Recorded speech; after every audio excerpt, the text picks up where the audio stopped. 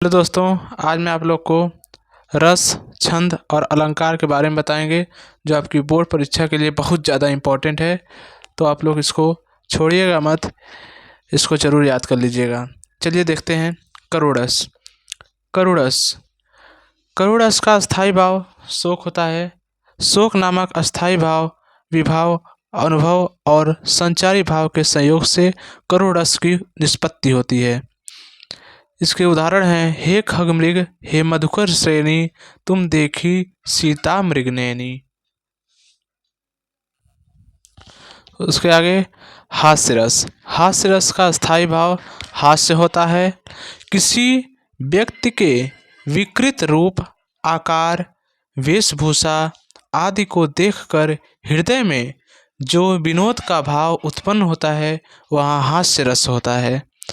जैसे उदाहरण में चींटी चढ़ी पहाड़ पे मरने के वास्ते, चींटी चढ़ी पहाड़ पे मरने के वास्ते, नीचे खड़े कपिल देव कैच लेने के वास्ते। ये इसका उदाहरण है दोस्तों, आप लोग जरूर याद कर लीजिएगा। अब देखते हैं उत्प्रेक्षा अलंकार।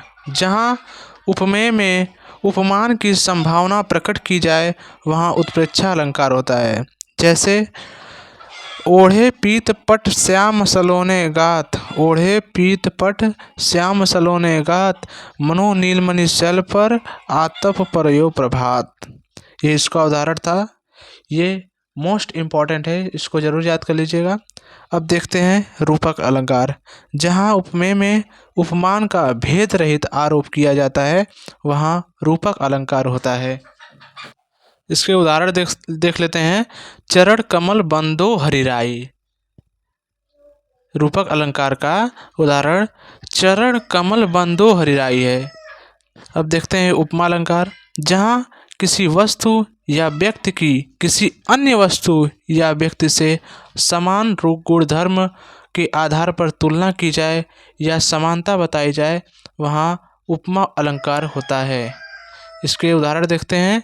पीपर पात सरिस मन डोला, पीपर पात सरिस मन डोला, ये इसके उदाहरण थे। अब छंद देखते हैं दोस्तों। सोरठा छंद।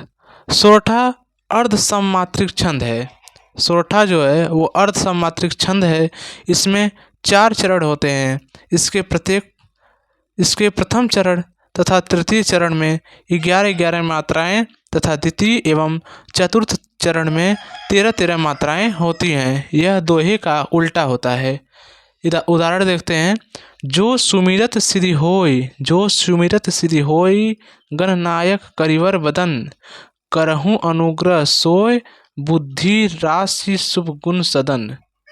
ये इसके उदाहरण थे। अब देखते हैं रोला छंद। रोला छंद दोस्तों यह एक सममात्रिक छंद है। इसमें 4 चरण होते हैं। प्रत्येक चरण में 24 मात्राएं होती हैं। 11 और 13 मात्राओं पर यति होती है।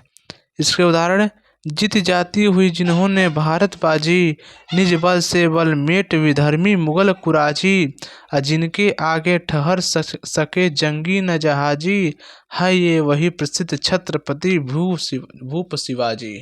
ये इसके उदाहरण थे। तो दोस्तों ये जो मैंने आपको टॉपिक बताया है छंद, अलंकार और रस, ये बहुत ही इम्पोर्टेंट है। आपकी बोर्ड एग्ज़ाम में हर साल ये पूछा जाता है, तो आप लोग इसको ज़रूर याद कर लीजिएगा। ये आपको 6 मार्क्स दिलाएंगी। 2-2 नंबर का आता है, इसको आप लोग ज़रूर याद कर लीजिएगा। धन्यवाद।